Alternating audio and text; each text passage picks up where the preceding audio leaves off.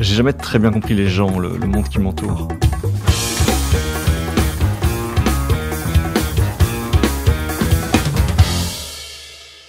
Bon, c'est l'occasion d'essayer.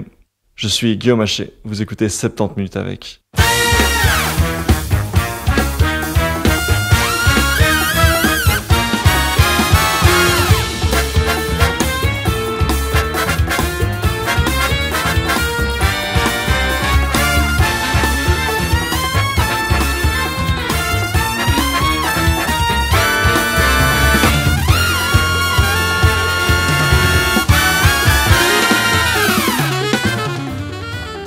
Mais voilà qui voilà, c'est Guillaume Haché qui n'a pas sorti de podcast en 2 mois et qui vous présente ses plus plates excuses juste avant de partir en vacances. J'espère que vous allez bien, que vous passez un bel été. D'habitude, il n'y a pas de 70 minutes avec pendant l'été. Bon là, exceptionnellement, je rattrape mon retard et je sors tout d'un coup. Je publierai un édito dans quelques semaines pour vous parler un petit peu des changements qui vont avoir lieu, histoire de faire en sorte que j'accumule moins de retard, puisque ça commence à être vraiment trop récurrent. Cette année, j'en ai vraiment sorti beaucoup trop peu.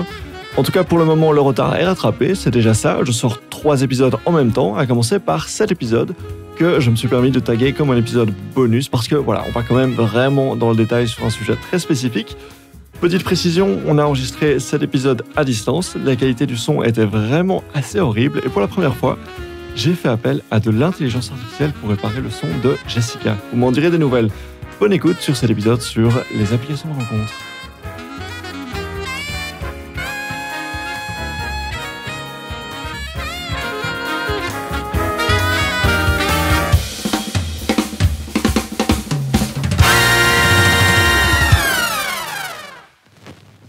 J'ai aujourd'hui le plaisir d'être avec Jessica Pidou. Bonjour Jessica. Bonjour. Jessica, vous êtes chercheuse postdoctorale au Centre d'études européennes à Sciences Po Paris et vous êtes également directrice de personaldata.io, une association suisse basée à Genève. Je vous ai invité parce que vous avez travaillé sur la question des applications de dating. Donc c'est de ça qu'on va parler aujourd'hui. Est-ce que vous pouvez nous expliquer, avant de se lancer au cœur du sujet, pourquoi vous avez choisi de travailler sur ces questions-là en particulier ?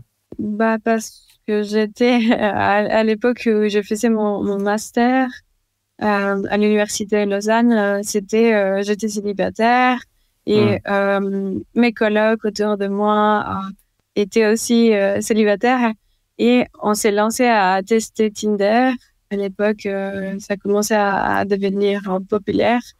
Et tout de suite, je me suis penchée sur la littérature et dans la formation du couple. C'était un sujet nouveau de comprendre le digital, le numérique dans la formation du couple, dans la rencontre, dans les relations intimes. Et donc, c'était à ce moment-là, en quelle année ? C'était déjà en 2012. Ah oui, donc c'était un petit peu, vraiment le début de ces applications oui. de rencontres rapides. Et donc, il y avait déjà, évidemment, les sites type Mythic, Plenty of Fish. Oui. Il y a Plenty of Fish qui est très populaire en Angleterre. Donc oui, il y a les sites web qui existent déjà depuis un moment. Mais la nouveauté à ce moment-là, c'était vraiment les applications, le système de matching, tout ça sur le téléphone. Exact. La rencontre à portée de main, ça veut dire un format mobile. Et c'est vraiment ça qui a été introduit par Tinder et qui a changé aussi la manière de se rencontrer. C'est que quand avant on s'est rencontrés sur un site internet, c'est-à-dire qu'on était à la maison ou même au travail, mais sur un poste ordinateur, le Tinder permettait en fait de se déplacer et en même temps chercher une personne pour une rencontre. Donc c'est vraiment la rencontre géolocalisée. Avec un heure, minute, seconde précis, on connaît maintenant quand est-ce que il y a un profil proche de nous, quelles sont ses caractéristiques, et on passe du temps donc à évaluer des profils avec un swipe seulement. Alors, on a parlé de Tinder, il y en a d'autres. Je pense à Bumble, je pense à Fruits, etc. Effectivement, Tinder, c'est la plus connue, la plus populaire, celle qui est la plus mise en avant. Donc, si on reste sur l'exemple de Tinder et qu'on s'attarde un petit peu sur le fonctionnement technique et ce qui la différencie, voilà, des exemples qu'on a donnés juste avant. Donc, vous avez dit, le croisement entre géolocalisation et voilà, sous mobile, le swiping, le matching, etc.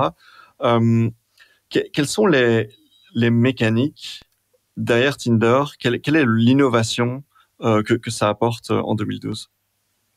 Oui, donc il y a d'abord le swipe, donc c'est la conception d'un geste très facile avec un pouce, on peut dire oui ou non à une personne qui est présentée dans notre liste des résultats sur l'application. Donc dans l'interface, on peut dire oui à droite ou non à gauche pour passer des profils. Et ça, ça accélérait la manière d'évaluer des profils. Tinder introduit aussi l'idée de gamification dans la rencontre. Ça veut dire que on va avoir des fonctionnalités, des notifications, ce qu'on appelle aussi un design des affordances. Ce sont des possibilités d'action avec l'interface qui permet de se sentir comme dans un jeu avec cette gratification, satisfaction de recevoir des likes, recevoir un match. Et c'est ça qui crée finalement l'excitation d'être en ligne, de se sentir attractive et de retrouver une autre personne potentielle pour une relation amoureuse, etc. Cette gamification, elle est importante parce que ça introduit aussi le modèle économique typique des applications mobiles, qui est d'abord freemium et l'option payante qui est premium. Ça veut dire que on rencontre quelqu'un, par exemple, par le nombre de swipes qui sont possibles dans une journée. Souvent, pour les hommes hétérosexuels, c'est limité. Et ils doivent ensuite payer pour avoir plus de swipes dans l'application. Donc, la gamification, elle est bien cadrée par le modèle économique de l'application et par rapport au marché, donc à la segmentation de la population dans l'application. Est-ce que c'est un homme hétéro? Est-ce que c'est une femme LGBTQ+? On viendra un peu plus tard sur les différents profils et leur façon vraiment très différente d'utiliser ces applications. Mais donc, vraiment, de ce que j'entends, il y a un mix entre l'emploi de nouvelles technologies, puisqu'en 2012, les smartphones, c'était à peu près le moment où ça commence à atteindre vraiment une masse critique sur dans la population générale.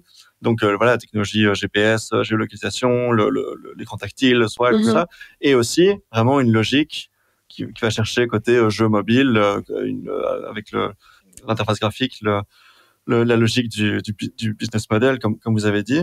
Si on s'attarde sur le matching lui-même, donc vraiment le cœur de l'application, les rencontres entre les utilisateurs, c'est quoi les différentes variables qui vont entrer en jeu pour que Tinder puisse avoir l'impression que, par exemple pour moi, pour Guillaume, c'est tel profil qu'il faut mettre en avant maintenant plutôt qu'un autre. Quelles sont les variables qui pondèrent un petit peu l'algorithme?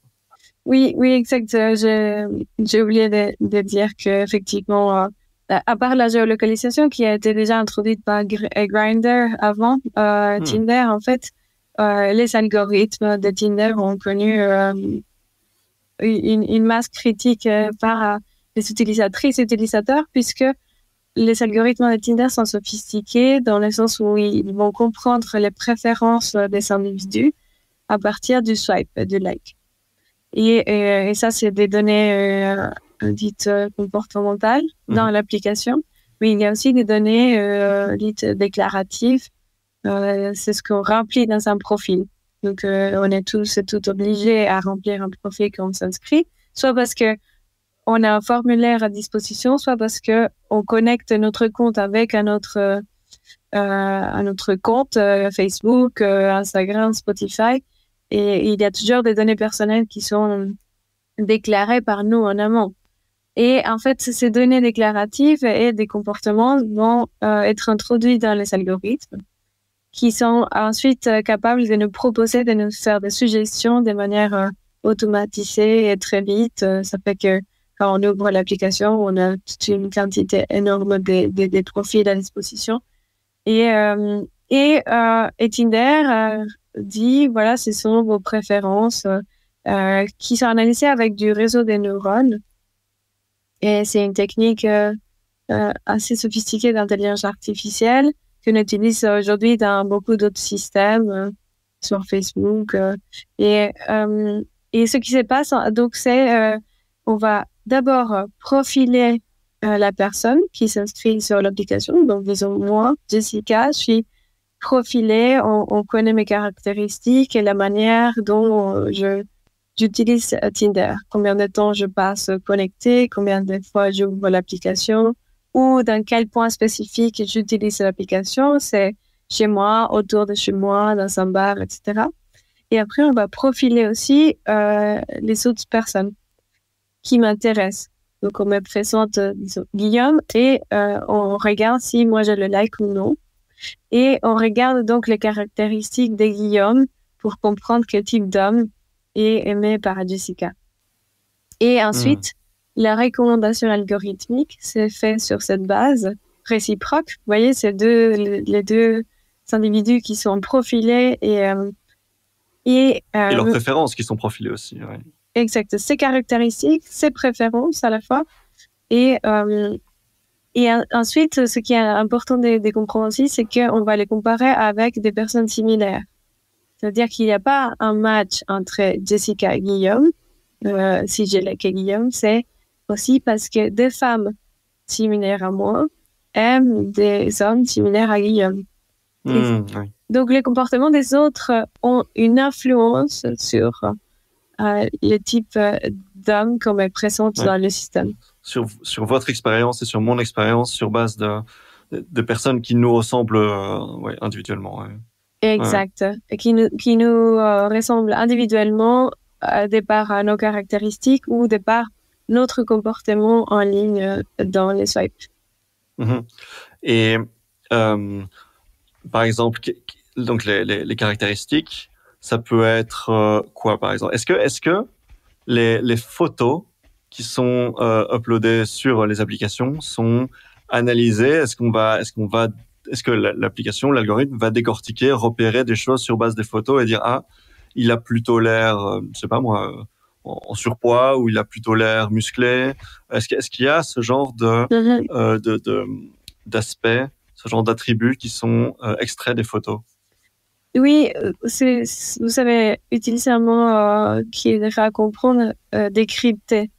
Et effectivement, le système il est capable de décrypter et dans les statistiques, on va appeler ça des prédictions. On va prédire quel type de caractéristiques sont dans une photo à partir du swipe. Ça, le décryptage qu'on pourrait dire qui se passe dans l'application. Donc, c'est pas une analyse d'image comme on ferait avec d'autres techniques d'intelligence artificielle, ça existe.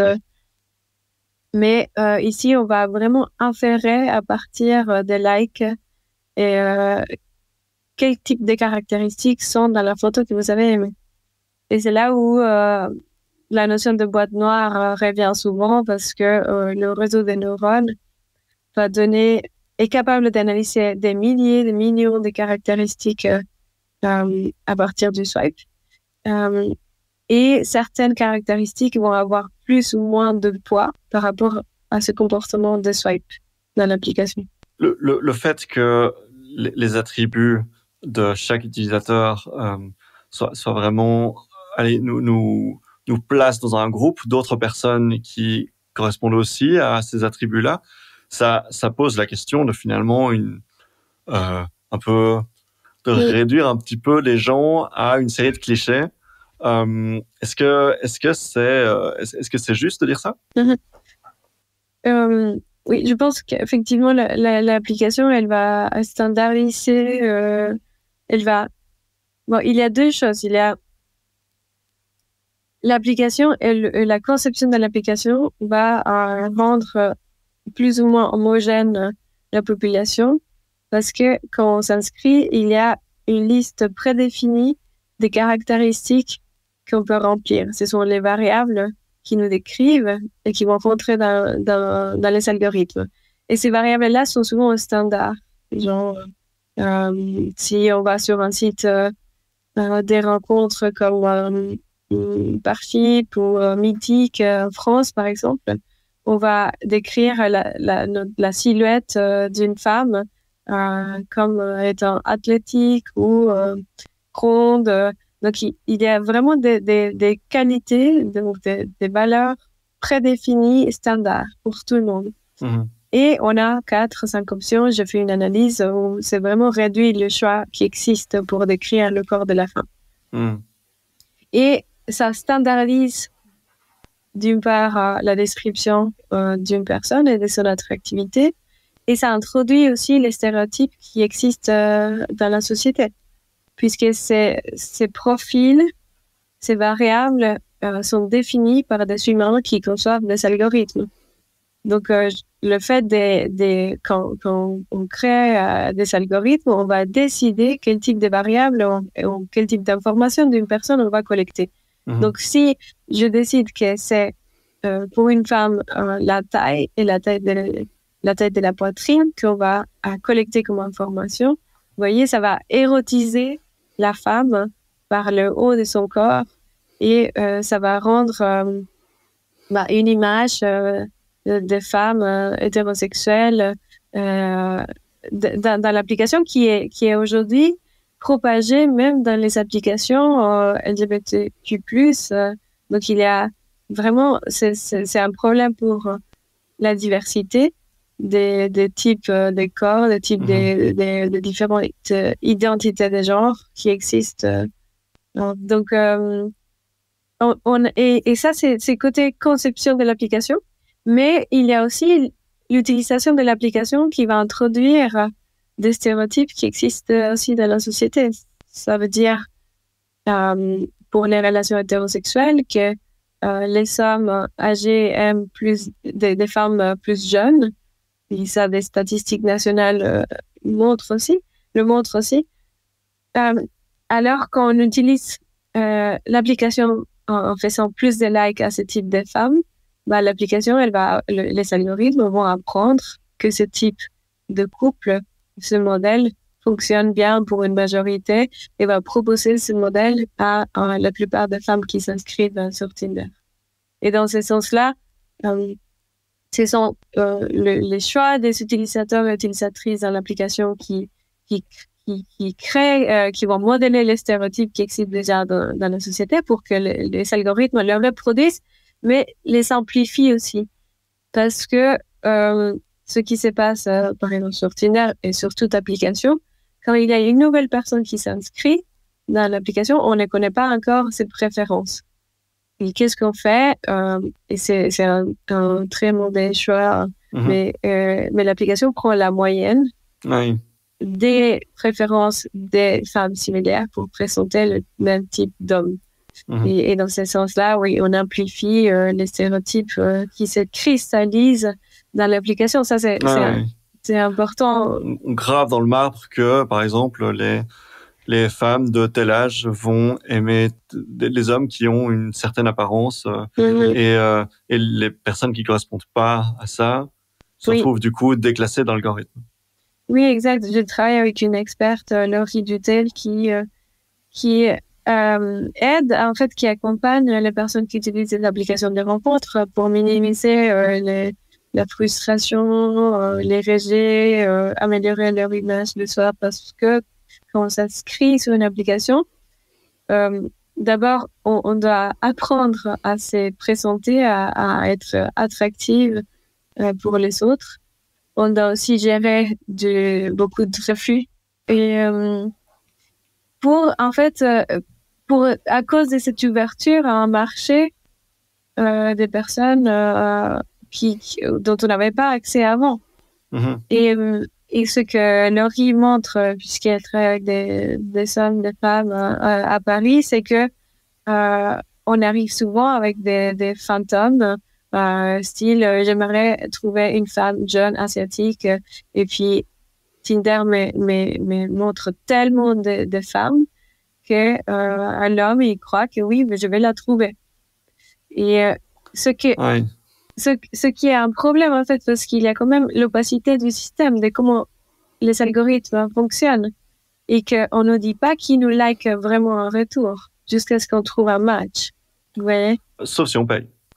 Sauf si on paye, et on nous montre que les personnes qui nous sont likées, effectivement, mais les matchs sont pas garantis. Enfin, l'interaction, elle n'est pas garantie après un match. Le succès, oui, c'est ça, oui, tout à fait, oui. Donc, on commence par liker quelqu'un, puis peut-être que la personne va swiper aussi, et puis, une fois qu'il y a le match, l'interaction et le succès de l'interaction n'est pas forcément garanti. Je suis tout à fait d'accord. Je me souviens aussi parce que donc vous expliquiez que quand on s'inscrit sur l'application, on est présenté avec grosso modo le type de corps que les personnes qui correspondent à notre profil, âge, genre, etc., risquent le plus d'aimer. Et je me souviens, moi, que quand j'étais sur ces applications, avant d'être en couple, quand j'ouvrais l'application, je voyais vraiment énormément de photos type femme, blonde, en été, en bikini. Et c'était... Je vais dévoiler un truc perso sur moi, mais c'est pas quelque chose qui m'intéressait en termes c'est pas vraiment le type de profil que je cherchais. Et en fait, l'impression que moi, ça me donnait, mais peut-être que je me trompe, c'est que, grosso modo, c'était les profils les plus populaires qui avaient le plus de likes et qui, du coup, comme ils étaient populaires, l'application disait ils vont être populaires aussi avec Guillaume, ils vont aussi être populaires avec la plupart des hommes, donc on les booste, on les met en avant. Donc ouais, franchement c'est assez frappant comment il y a un type de corps qui est mis en avant pour chaque profil, chaque catégorie. Est-ce que c'est possible de déjouer l'algorithme, ou bien est-ce que c'est vraiment ça s'impose aux utilisateurs et oui. c'est impossible de déjouer ça? Oui, effectivement, j'ai vu dans mes entretiens que les hommes disaient que souvent on leur présentait des femmes avec peu d'habits ou avec une tenue sexy. Et c'est le même cas sur Instagram. Par exemple, il y avait une étude sur les algorithmes d'Instagram qui montrait que l'algorithme favorisait les femmes qui montraient leur corps avec plus de nudité plus fréquemment que d'autres types de corps de femmes. Et je pense que ça, c'est aussi la manière dont le système il est conçu. Et aussi, c'est le cas sur Instagram. Une étude l'a montré. Mais aussi, ce que je voulais dire, c'est que ça dépend des personnes qui s'inscrivent sur les applications et qui parfois font des faux profils. Et l'un des cas problématiques pour les hommes, c'est que il y a des faux profils de femmes. Donc, il y a et c'est vraiment des entreprises fraudulentes qui cherchent à prendre de l'argent des hommes. C'est souvent les hommes qui sont des victimes des scams, ou comme on les appelle, romance scams. Parce qu'on cible vraiment les hommes parce que eux, ils payent le service, cliquent dans des URL à partir des photos des femmes. Et donc, ça ne veut pas dire que c'est une femme derrière, mais c'est souvent des bots aussi. Et ils utilisent des images publiques des femmes sexy pour je l'appelle à dire toujours ça, c'est hameçonnage. Ah oui, du phishing. Du phishing, yeah. Ouais. Le phishing c'est plus simple.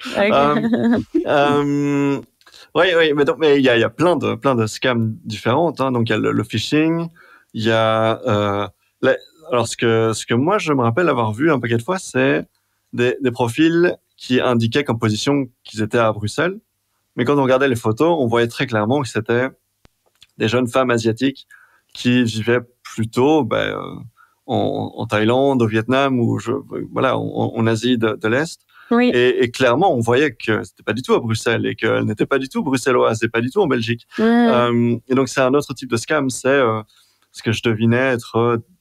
alors, moi, j'avais l'impression que c'était des gens qui essayaient de trouver un passeport ou quelque chose comme ça. Mais, mais là, le problème, c'est vraiment comment l'application elle est conçue. Parce que sur Tinder, on peut changer avec l'option passeport, on peut changer sa géolocalisation. Et ça présente des risques de protection de la vie privée, de partage de données vers d'autres pays, vers d'autres juridictions qu'on ne protège pas, en fait. Quand une personne en Chine prend un passeport pour changer sa géolocalisation en France, ça veut dire que la personne elle est visible. Toutes les personnes de la France sont visibles pour cette personne en Chine. Et il y a un flux de données qui est problématique vraiment pour dans le cadre de la régulation européenne, en fait, pour la protection des données. C'est très complexe aujourd'hui, c'est très opaque, le flux de nos données personnelles. Et c'est vraiment la conception de l'application qui permet cela, qui présente des risques pour la vie privée et aussi une frustration plus au niveau individuel de dire, voilà, on me présente des gens qui sembleraient être proches de moi parce que c'est ça que Tinder avant, on fait la rencontre très proche, on peut indiquer la distance de kilomètres dans laquelle on veut trouver une personne. Mais quand on comprend qu'il y a un modèle économique, qu'on peut payer la fonctionnalité passeport, en fait, on commence à avoir des profils partout dans le monde. Et même dans la même localité, les utilisateurs Tinder m'ont confié dans les entretiens qu'en fait, que l'application présentait des erreurs d'estimation fausses ou une personne qui avait désactivé la géolocalisation fermait l'application. Mais en fait, le traçage continuait en arrière. Et quand elle voyageait dans d'autres villes, elle revenait, elle voyait des personnes dans les autres villes, alors que la personne était sûre qu'elle a voulu cacher son profil dans cette ville où elle ne voulait pas être vue. Oui, il y a une complexité, je pense, à comprendre toutes les mécaniques qui peuvent être mises en place par les applications, à comprendre comment on fait pour vraiment bloquer les accès au GPS, etc. Et souvent, effectivement, je sens que les gens naïvement pensent arriver à avoir le contrôle sur ces données, et en fait, pas forcément. Est-ce que Tinder respecte le RGPD et le GDPR ou est-ce que c'est compliqué? Est-ce qu'il y a des questions qui se posent à ce niveau-là? Non, Tinder, on ne respecte pas ou fait un minimum pour le respecter. Et c'est grâce au travail de l'association que je dirige, personaldata.io, et avec la journaliste Julie Duportail, en fait, qui a fait la première demande d'accès aux données à Tinder. Donc, en fait, toute personne qui réside dans l'Union européenne est protégée par le RGPD. Et le RGPD nous donne le droit d'accès à une copie de nos informations qui sont transmises à toute entreprise. Donc, vraiment, sur Tinder, mais aussi sur dans notre supermarché, quand on utilise une carte de fidélité, en fait, on est en train de donner des données personnelles sur notre comportement d'achat, préférences alimentaires, etc. Et une fois qu'on demande une copie de ces données, l'application comme Tinder est dans l'obligation de fournir un fichier dans un format facilement lisible par l'individu. Et c'est ce qu'on a fait avec Julie Duportail. Elle a fait cette demande d'accès chez Tinder, la première à le faire, et se retrouve avec 800 pages des données avec ses conversations, etc. Et on peut dire que c'est pas étonnant puisqu'on utilise l'application, on a accepté leurs conditions, parfois opaques et complexes, mais on les a acceptées pour utiliser le service. Mais le problème, c'est qu'est-ce qui se passe avec ces données en arrière-plan. Ces données sont partagées, vendues par des tiers, en fait, ce qu'on appelle aussi des data brokers. Donc, c'est vraiment une bourse à données. C'est des boursiers qui vont créer des bases de données, des Guillaume qui est sur Tinder, mais qui est aussi sur Facebook, sur Twitter, sur un journal en ligne qui collecte des données, sur son supermarché qui collecte des données. Et c'est de cette manière qu'on a beaucoup de connaissances sur Guillaume, sur la personne en question. Et en fait, après, ces données vont être vendues pour des annonceurs, mais aussi pour des acteurs malveillants. Il y a eu le cas de Grindr ou Grindr, l'application pour les hommes gays, qui a en fait reçu une amende parce que ils ont violé la protection des données personnelles. Il y avait un scandale autour d'une personne publique qui utilisait l'application Grindr pendant des conférences du clerc en fait catholique et puis il était tracé par la géolocalisation qui était collectée par Grindr. Et c'est des journalistes qui ont voulu publier quelque chose sur l'Église, faire un scoop, avoir un scoop. En fait, ont publié l'orientation sexuelle de cette personne, qu'elle fréquentait des bars gays, etc. Et en fait, ça montre qu'aujourd'hui, on a un peu de contrôle sur notre vie privée une fois qu'elle est digitalisée, publiée en ligne. Et on s'expose à ça quand on utilise Tinder, quand on utilise toute application de rencontre. Et Tinder, aujourd'hui, nous, on continue à faire l'exercice de nos droits d'accès aux données dans l'association personaldata.io. Et on se rend compte que parfois, il y a des données manquantes, il y a des erreurs dans le fichier reçu. Et maintenant, ils mettent à disposition un portail de téléchargement où on trouve des données où on sait qu'on reçoit le minimum. Tinder ne dit pas tout ce qu'elle collecte. Il y a de plus en plus de recherches sur ça, mais il faut aller investiguer et tout le pouvoir de transparence pour être vraiment compliant avec la loi, respecter la loi. En fait, tout le pouvoir reste sur l'application puisque ils ont le contrôle de dire oui, voilà, c'est ça qu'on collecte, c'est ça qu'on vous retourne et c'est tout. Aujourd'hui, il n'y a pas des audits internes qui ont été faits par les autorités et ça reste aussi compliqué de par l'expertise nécessaire sur les algorithmes. Et par exemple, ce qu'on disait tout à l'heure sur la déduction par l'algorithme de voilà, Guillaume appartient à tel groupe et à tel groupe sur base de swipes, sur base de l'activité. Est-ce que ces informations-là, les conclusions auxquelles arrive l'algorithme, en plus des informations que moi j'ai fournies, les conclusions que l'application Tinder arrive à atteindre sur base de mon activité, est-ce que ça, c'est dans les données que Tinder donne sur demande ou pas du tout? Je n'ai pas vraiment vu ce type de données. Ce qui a été publié par des rapports techniques aujourd'hui, c'est que c'est envoyé l'orientation sexuelle, aussi quel type de relation on cherche. Est-ce que c'est une relation amoureuse, c'est une relation sexuelle uniquement? Mais ce sont des données qu'on donne quand on s'inscrit sur l'application. Exact. Oui, mais qui ne sont pas censées les sortir de l'application. Et Tinder le fait. Ça veut dire qu'on va collecter des données en masse le plus possible pour connaître la personne, pour améliorer le système, mais aussi pour vendre ou partager ces données pour permettre le ciblage publicitaire. Donc, Tinder dit, il y a un cas concret, c'est Tinder a fait des expériments sur la préférence des femmes envers des hommes avec barbe ou pas de barbe pour des pubs Gillette. Et ça veut dire que Tinder partage des données de ces utilisateurs et utilisatrices, y compris le comportement des likes. Là, on a un cas concret où Tinder fait des études de marché, en gros, via les likes, pour partager avec des marques en disant, voilà, on connaît les préférences et vous pouvez donc placer votre produit, votre publicité.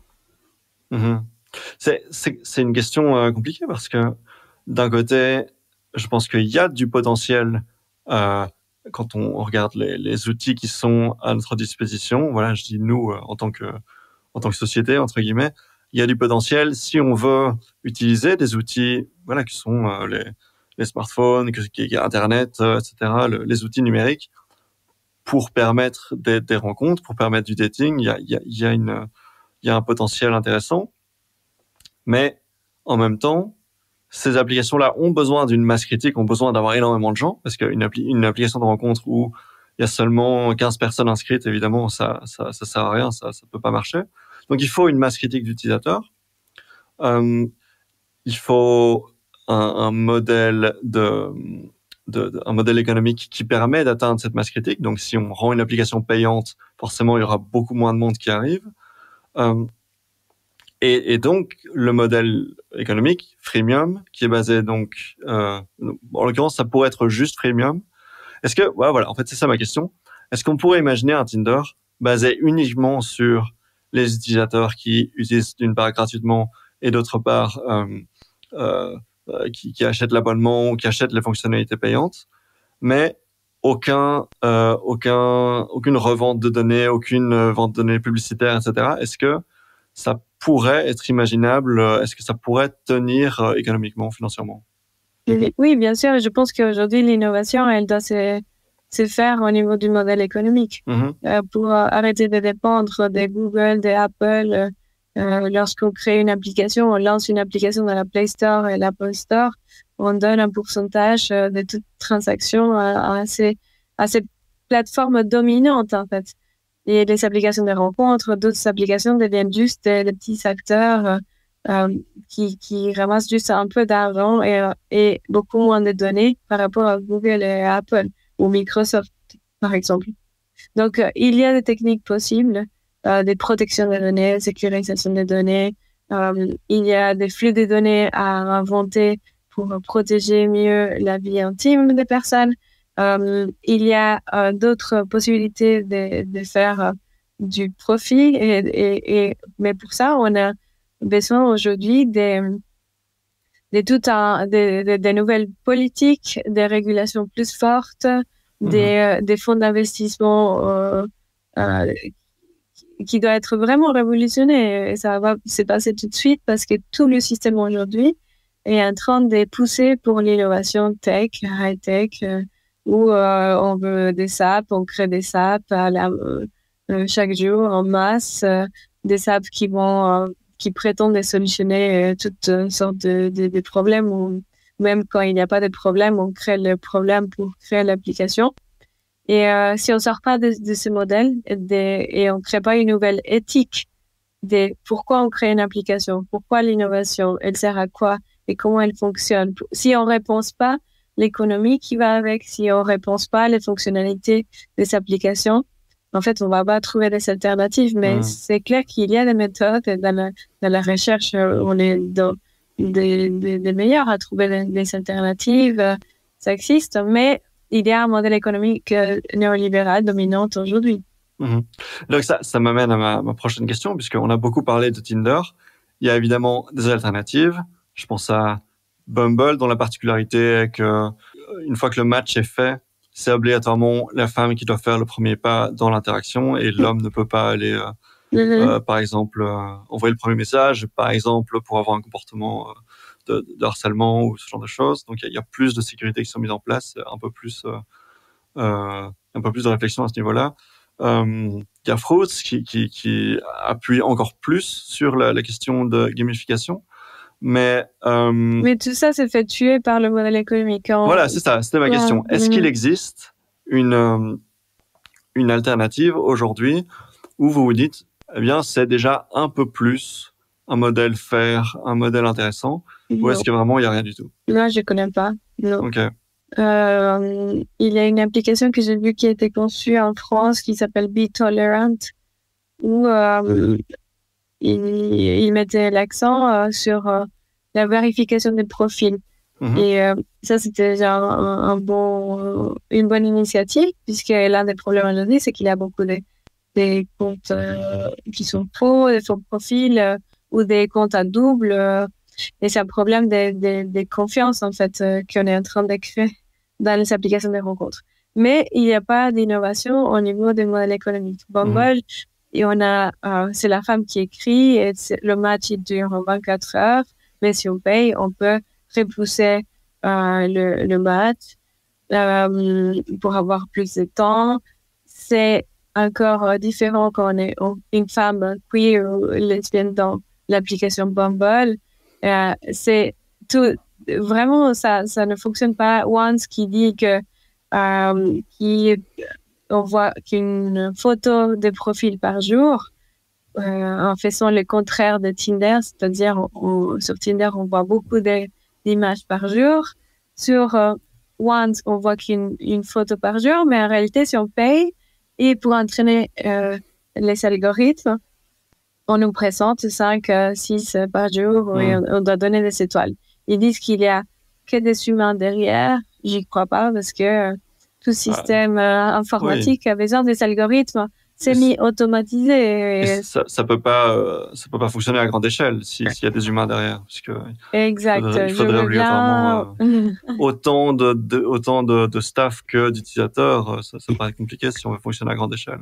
Oui, il y a quand même une bonne idée là, c'est d'inventer des systèmes mi-humains, mi-machines, vraiment mettre dans la boucle des matchmakers ou des entremetteuses ou entremetteurs des relations où il y a une révision des préférences, puisque c'est ça le problème aujourd'hui avec les applications, c'est qu'on pense que quand on peut remplir un profil et déclarer nos préférences, on va trouver la personne parfaite, la personne avec tous ces critères. Et dans ce sens-là, on objectivise nos préférences sexuelles et ensuite on se rend compte que c'est pas si facile que ça, qu'on doit apprendre à revoir ces critères, qu'on doit les changer, qu'on doit avoir aussi des manières d'écrire un message, d'aller à une rencontre face à face et d'établir une discussion intéressante quand on connaît pas du tout la personne. Donc, voilà. Donc ça répond sur la question des autres applications. Si je reviens sur un élément qu'on a évoqué un peu plus tôt, c'est-à-dire les différents profils qui vont avoir vraiment un comportement, qui vont rechercher des choses différentes sur les applications de rencontre. Donc, par exemple, si je pose la question de quelle est la différence qu'on observe ou quelles sont les différences principales qu'on observe entre le comportement des utilisateurs hommes hétérosexuels, des femmes hétérosexuelles, des hommes homosexuels, qu'est-ce qu'on observe comme comportement différent, comme attente vis-à-vis de l'application? Oui, c'est une bonne question parce que le système dans une relation hétérosexuelle, on sait qu'en tant que femme, on est en compétition avec les autres femmes et les hommes avec les autres hommes, mais on ne sait pas quel type de... Le système, il est opaque. On ne voit pas quel type d'homme qu'on aime certains types de femmes.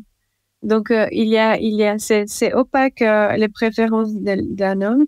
Et on commence à spéculer beaucoup. C'est vraiment un système de spéculation sur qu'est-ce que les hommes aiment, comment le marché fonctionne. C'est vraiment le marché de la rencontre. Et en fait, souvent les femmes pensent que les hommes vont liker, swiper tous les profils, alors que on pense inversement que les femmes elles sont très sélectives, très sévère dans l'évaluation. Et ce que j'ai vu dans mes entretiens, c'est que non, les deux sont sélectifs. Les deux peuvent aussi liker en masse. Autant les hommes et les femmes, ce que j'ai vu, c'est que les hommes peuvent liker en masse parce que ils savent qu'ils sont en concurrence avec des autres hommes avec moins de femmes disponibles. Donc, ils veulent aussi maximiser le temps de passer à liker, en fait, minimiser le temps qu'ils passent dans l'application à liker des profils. Et après, ils ont quand même sélectif une fois le match se passe. Quand le match se passe, ils vont aller lire un peu plus le profil pour entamer la discussion, pour voir s'ils aiment vraiment la personne ou pas. Et les femmes font la même chose. Elles peuvent passer plus de temps au début que les hommes, mais elles peuvent aussi certaines liker en masse. Et une fois qu'il y a le match, elles vont aussi revoir le profil pour voir si ça leur plaît vraiment ou non. Et ça vient du fait que l'application, elle accélère la manière d'évaluer les profils. Il y a une quantité incroyable de profils qu'il faut évaluer par jour, par seconde. C'est ça qui crée l'excitation. Mais c'est ça aussi, au niveau cognitif, en fait, on retient pas qui on a liké ou non. On oublie combien de personnes on a vu par jour. Tant que le match se passe, on requiert, ça nous demande aucune mémoire, aucune focalisation sur la rencontre. Et elle est accélérée Et dans ce sens-là, on a besoin d'être un peu plus engagé, plus réflexif sur les choix qu'on fait dans l'application. Mais ce que vous disiez, par exemple, un peu plus tôt, c'est que les hommes pouvaient payer pour avoir le droit de faire des swipes illimités par jour. Donc, c'est quand même indicateur que c'est plus un comportement qu'on observe chez les hommes que chez les femmes, ou pas du tout? Ben c'est un problème de l'échantillon, donc de combien de personnes, hommes, femmes, hétéros, il y a dans l'application, dont on n'a pas visibilité aujourd'hui. Il y a une étude sur Mythique qui dit que le ratio, il est plus ou moins correct, mais sur toutes les autres applications, on n'en sait rien. Il y a des statistiques des études des marchés, des boîtes de marketing en ligne qui disent qu'il y a une majorité d'hommes dans Tinder, des personnes hétérosexuelles. Ça fait que aussi la communauté LGBTQ+, elle se retrouve en tant que minorité avec moins de chances. Et je dis ça parce que les femmes lesbiennes ont le même problème que les hommes hétéros. On leur limite le nombre de swipes et elles doivent aussi payer pour avoir plus de swipes. Parce que elles savent qu'il y a moins de personnes queer dans l'application et elles veulent maximiser leurs chances de trouver une personne, donc elles vont liker beaucoup plus qu'une femme hétéro qui aurait plus de choix dans l'application. Ouais. Si on revient un petit peu sur ce qu'on disait sur la gamification, etc., qu'est-ce que vous avez pu observer quand vous avez travaillé sur l'interface graphique de l'application? Oui, j'ai analysé 30 applications qui sont accessibles dans le monde entier, donc Hinge, Her, Tinder, Bumble. Et en fait, j'ai analysé les 2 étapes principales quand on remplit le profil et quand on cherche une personne. Et donc, on déclare les préférences. Et dans ces 2 étapes, l'interface, elle nous offre certaines actions, certaines possibilités. Et par exemple, liker un profil ou définir la tranche d'âge qu'on cherche, la géolocalisation, uploader des images, mais aussi tout un tas des affordances, comme on appelle ça en design. Par exemple, envoyer des stickers, faire des appels vidéo, aussi regarder des pubs pour débloquer des crédits. Les applications, elles ont une monnaie aussi. On peut accumuler des crédits par rapport à l'activité en ligne. Ça, c'est le cas des Badoo, par exemple. Et donc, j'ai analysé toutes ces possibilités d'action, mais aussi des restrictions dans l'application. Et c'est ça que je montre, que l'application, elle structure la manière dont on définit l'attractivité. Par exemple, certaines applications permettent la plupart d'entre elles permettent de téléverser une photo, une image, mais il y en a certaines, très peu, mais qui ne mettent pas du tout la photo ou qui vont flouter la photo pour que la conversation soit plus importante au début. Il y a certaines applications qui vont mettre une pastille verte pour indiquer que la personne est disponible pour une discussion et qu'elle est connectée. D'autres applications ne le mettent pas en avant. Et ça, si vous voulez, ça dirige en fait l'attention de la personne sur l'application, sur certains profils, et ça va créer donc une hiérarchie dans la manière dont on évalue un profil, dans la manière dont sont présentés les profils. Certains sont plus mis en avant, plus en haut de la liste que d'autres. Et ça structure donc les possibilités de qui on peut rencontrer, et ça structure aussi par rapport au modèle, au modèle économique, parce que on paye, alors on a plus de possibilités de trouver certaines personnes que celles qui ne payent pas. Je vais revenir aussi sur une phrase que j'ai pu lire dans vos travaux. Il y a un moment donné cette phrase de présenter l'hypothèse que le mécanisme de matching, c'est une forme permanente d'apprentissage pour à la fois le système algorithmique et les humains qui y participent. Oui, C'est l'un des points principaux de ma thèse, c'est de dire que si bien l'interface et les algorithmes, ils sont définis en amont pour structurer la rencontre, en fait, les utilisateurs et utilisatrices apprennent au fur et à mesure qu'on utilise l'application et qu'on passe plus de temps, apprennent à comment ces algorithmes se comportent, comment et donc la machine se comporte. Et pour un peu le manipuler, pour en tirer avantage. Ouais. Par exemple, pour aussi contourner les limites de l'application. Des personnes qui commencent à comprendre que on nous présente toujours le même type de profil, en fait, elles suppriment leur compte et elles s'inscrivent avec un nouveau compte depuis l'ordinateur pour avoir de nouveau une diversité de profils. Certaines personnes commencent à avoir des patterns. Ah, mais on me présente toujours des hommes blancs, designers dans tel quartier. En fait, elles commencent à liker d'autres types de professions qu'elles voient dans l'interface et commencent aussi à ouvrir l'application dans d'autres localisations.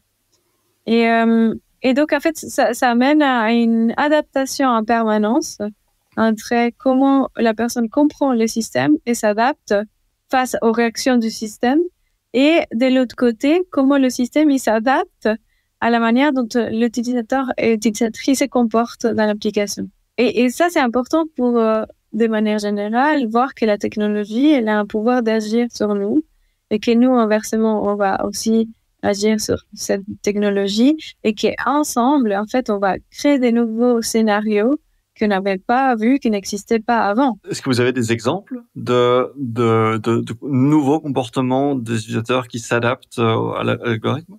J'ai un entretien en tête, quelqu'un qui... la question du premier message sur l'application, elle est importante. Ah oui, oui. Et une fois qu'on fait le match, comment on initie la conversation? C'est ça. Il faut surtout pas dire salut, ça va, sinon on se fait éjecter directement. Oui. Oui, voilà. Ça, c'est trop standard. C'est pas du tout personnalisé. En même temps, on sait qu'on est en train de parler avec peut-être potentiellement beaucoup de personnes en parallèle et que on doit tenter quand même sa chance parce qu'après le match, c'est pas sûr qu'on aura une rencontre face à face. Donc, face à cette stratégie des « Ah, j'ai vraiment envie de trouver quelqu'un », on doit personnaliser le message pour dire « La personne m'intéresse vraiment ». Il y a ces ambivalences-là qu'on doit gérer, qui n'existaient pas avant ou pas de la même manière. Ouais.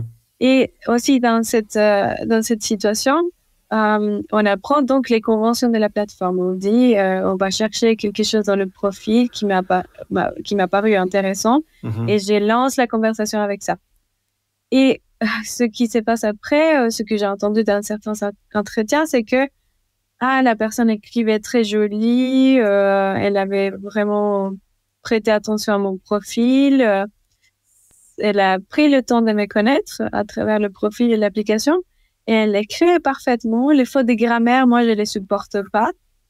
Et quand la personne est allée dans la rencontre face à face, disait, mais elle parlait comme si elle écrivait sur l'application. Et elle disait, ça va pas. C'était pas du tout une discussion décontractée, fluide, naturelle, comme on dirait. Et puisque, en fait, je fais l'hypothèse là qu'on apprend à comment la machine se comporte. On adopte aussi des comportements de cette machine, de cette application, de par les fonctionnalités qui sont inscrites dans cette application. Et après, en fait, on va les transposer aussi dans la vie physique hors ligne. Je suis pas sûr d'avoir compris à quel moment quelqu'un s'est adapté. En fait, elle a changé la façon d'écrire. Je suis pas sûr d'avoir compris. Dans ces cas concrets, c'était la personne ressentait que son match avait adapté trop un discours comme si on communiquait en ligne quand c'était dans la rencontre face à face. Ah oui, ok. Et ça ressemble à quoi, par exemple, un discours adapté pour les discussions en ligne? J'aurais pas des phrases là, mais bon, prenons un autre exemple. Ce qui se passe souvent dans la rencontre face à face, c'est qu'on va prendre des caractéristiques qui seraient trouvées dans le profil pour évaluer la personne. Donc, typiquement, la photo, ah, mais en fait, je suis arrivée au rendez-vous, la personne n'a pas du tout l'âge qu'elle présentait dans sa photo ou le style que la personne présentait sur la photo. Et ça, c'est parce qu'on apprend aussi à se présenter. Dans Tinder, on dit souvent qu'on retrouve des images, une sociale où on se montre avec des amis, et une photo selfie parce que c'est important de montrer vraiment son visage proche pour voir qu'on est vraiment réel. C'est pas un faux profil. Et une image en faisant du sport extrême qu'on a fait juste une fois, mais qu'on va montrer le côté aventure. Et en fait, après, ça crée quand même un cadre d'évaluation de l'attractivité qu'on n'a pas quand on se rencontre face à face. Mais ça crée on s'est adapté à l'idée il faut se présenter comme ci, comme ça. C'est la convention de Tinder. On voit aussi comme les autres se présentent. Si on ne le fait pas, on est largué parce que on ne sait pas présenter des jolies photos ou son côté plus sociable. On est en compétition avec les autres profils qui sont peut-être très soignés, très attractifs, etc. Et donc, on a vraiment envie de soigner en suivant certains codes. Donc, par exemple, oui, vous disiez la face cam, la photo où on a une activité, la photo où on est en soirée, la photo où on est avec un animal ou des trucs comme ça pour un petit peu maximiser les chances sur base de ce qu'on. Mais donc là, c'est pas tellement sur base de ce que l'algorithme va favoriser, mais surtout sur base de ce qui fonctionne bien par rapport aux autres utilisateurs, quoi. Ouais. Mais oui, c'est ça le point pour moi intéressant d'adaptation entre les algorithmes ou la machine qu'on appelle et puis les humains, c'est que à la base, Tinder conçoit donc l'application comme c'est d'abord l'attractivité physique qu'on va présenter par une photo. Et ça fait que l'utilisateur, l'utilisatrice apprennent à dire, c'est la photo qui est importante. Je dois montrer mon côté attractif dans la photo. Je m'adapte déjà à ce cadre, à cette vitrine visuelle de mon corps, de ma vie. Et ensuite, on voit comment les autres se présentent aussi. On se présente pas derrière son ordinateur en train de travailler. Bon, comme on a dit, il y a des codes de comment se présenter, comment se rendre attractif dans ce contexte-là. Et ça se fait aussi par les pratiques des autres. Genre, on voit que les hommes mettent plutôt ça, les femmes plutôt ça. On teste. J'ai mis une photo avec un animal, avec un cheval, ça n'a pas marché du tout. Donc, je vais changer cette photo. Mais l'algorithme, il est en train d'apprendre aussi. Ces photos ne sont pas likées. Ça veut dire que l'algorithme va dire, je ne mets pas en avant ou pas si souvent les femmes avec un cheval parce qu'elles ne sont pas majoritairement cliquées, likées par les hommes. Donc, vous voyez, l'algorithme va... cette boucle...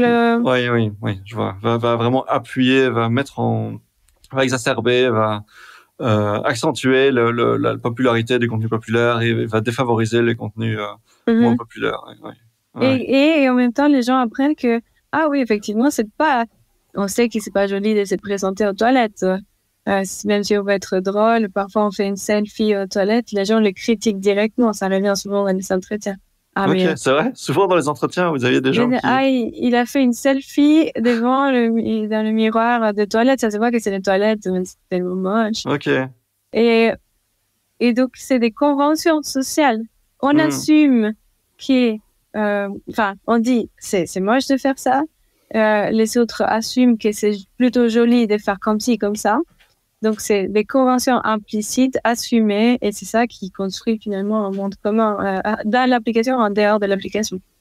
Oui, c'est ça. Donc, il y a une standardisation de ce à quoi l'esthétique des corps, des photos doit ressembler, qui est accélérée, augmentée, accentuée par l'algorithme. Et du coup, après, dans la vraie vie, ça a des conséquences, quoi. On a encore plus tendance à penser que il y a certains types de contenus, certaines photos qui sont jolies parce que c'est celles que on a l'habitude de voir comme étant populaires, quoi.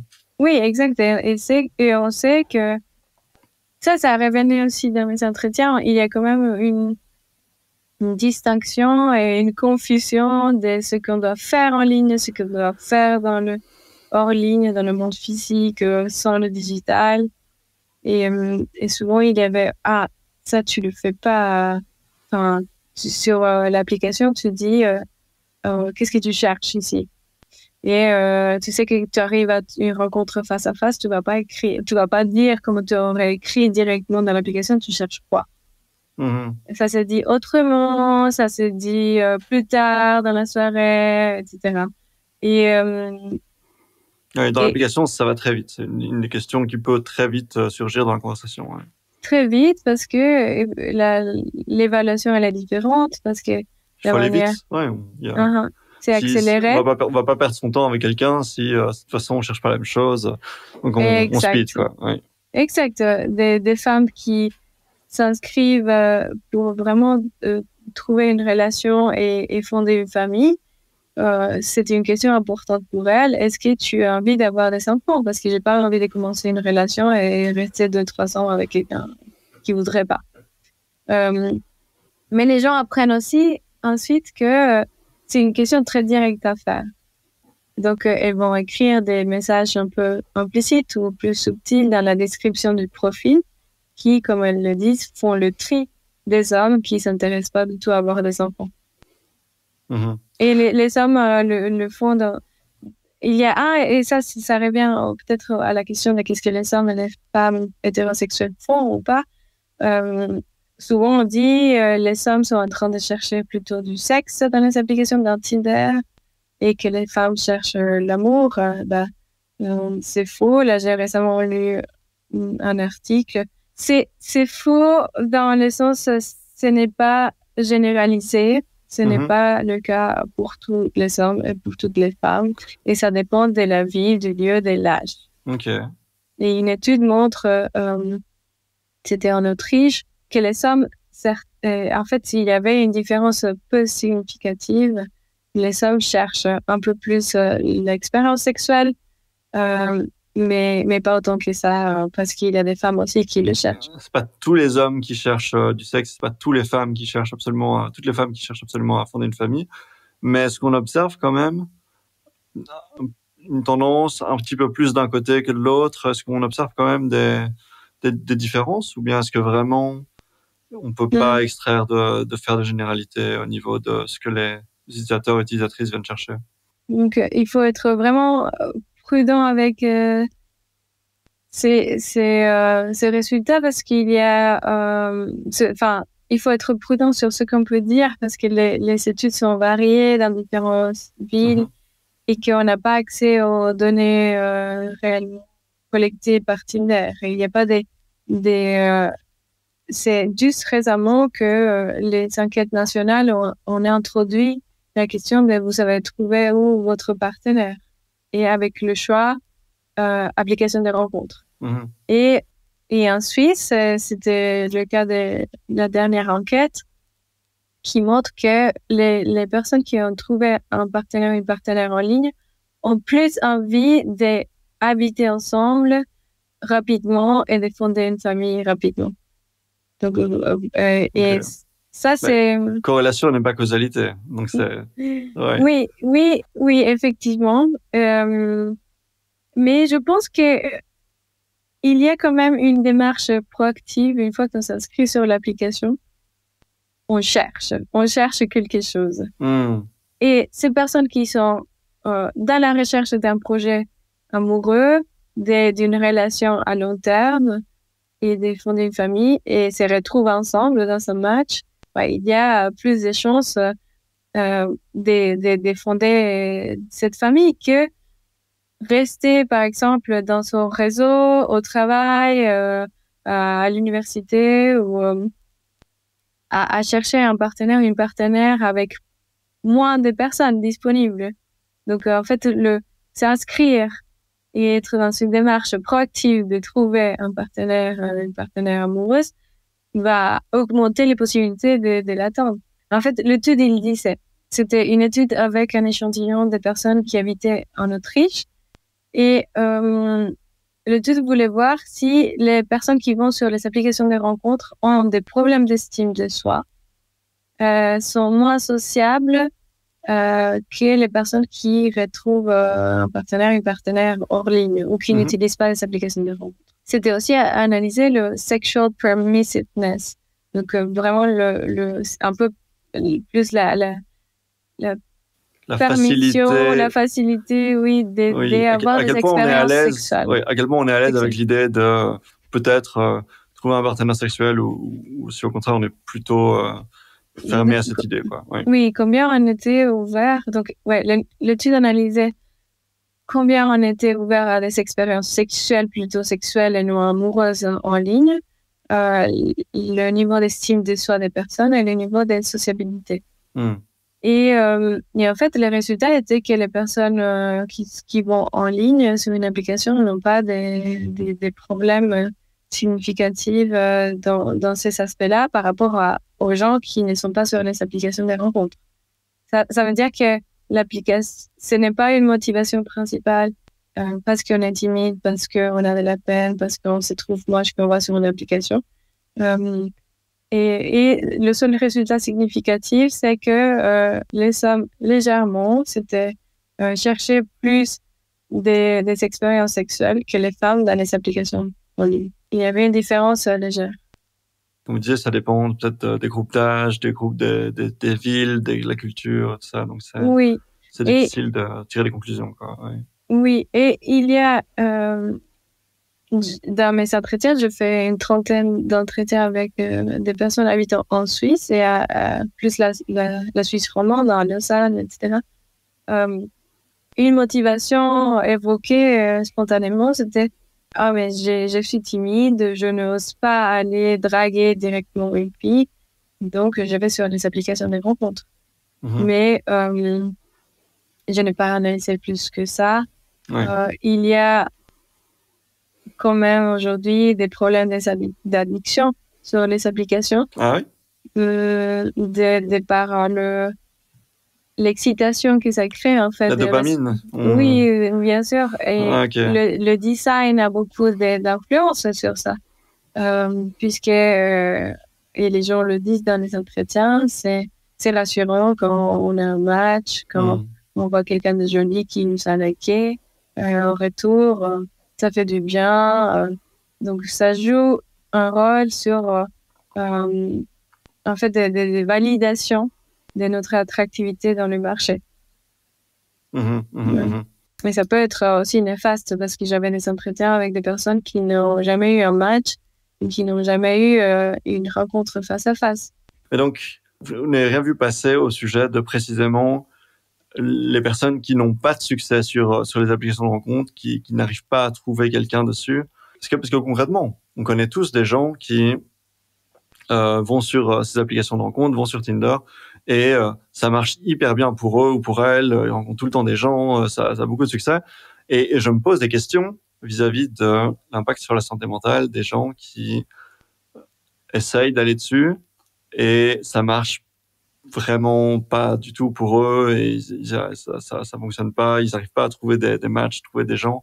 Donc je me pose la question de l'impact sur la santé mentale, mais vous me dites que vous n'avez pas travaillé là-dessus et que c'est plutôt un travail en psychologie et que vous n'avez rien vu à ce sujet. Oui, ce que je peux dire, c'est que il y avait effectivement des personnes de certaines ethnicités qui étaient frustrées parce qu'ils n'avaient pas de match. Et l'une des hypothèses, c'est que c'est une minorité dans l'application. Dans une certaine ville, elles vont avoir moins de chances. Et quand le système il est opaque, et quand Tinder, par exemple, nous dit comment fonctionne, ces personnes prennent le rejet sur ça, en fait, on ne m'aime pas. Mais peut-être c'est juste un effet d'échantillon. Comme certaines ethnicités sont une minorité dans l'application, et s'il n'y a pas de corrections dans le design de l'application pour favoriser tout type de personnes et pour équilibrer en fait l'échantillon, en fait la personne va se sentir frustrée, elle va penser que c'est à cause de son physique puisqu'on est évalué en plus par la photo, mais aussi par son niveau de diplôme. Sur Tinder, il n'y a pas que la photo, il y a le niveau d'éducation en dessous du profil, en dessous de l'image. Sur Tinder, il y a l'âge, le nom, le niveau d'éducation, il y a une liste des universités, mais on peut mettre aussi son titre au travail. Et par la géolocalisation, on arrive aussi à faire connaître le milieu social dans lequel la personne vit. Et j'avais aussi fait un entretien avec un homme qui était camionneur et qui trouvait que par sa profession, il avait moins de chances. Parce que c'était affiché, qu'il voyait qu'il n'y avait pas de match. Du coup, il a enlevé chauffeur de camion sur son profil. Ça lui a donné quelques matchs, mais il disait, je ne comprends pas, je ne reçois pas des personnes avec lesquelles je peux aller faire une rencontre face à face. Mm-hmm. Donc, elle était frustrée, cette personne. Elle ne comprenait pas, et je pense que c'est ça qui est très dangereux avec les applications et avec l'opacité du système. Quand on ne sait pas comment elle est conçue, comment les algorithmes fonctionnent, on peut remettre la faute sur soi-même. Mm-hmm. Et alors que c'est un problème de conception, c'est des problèmes éthiques, de la responsabilité, en fait.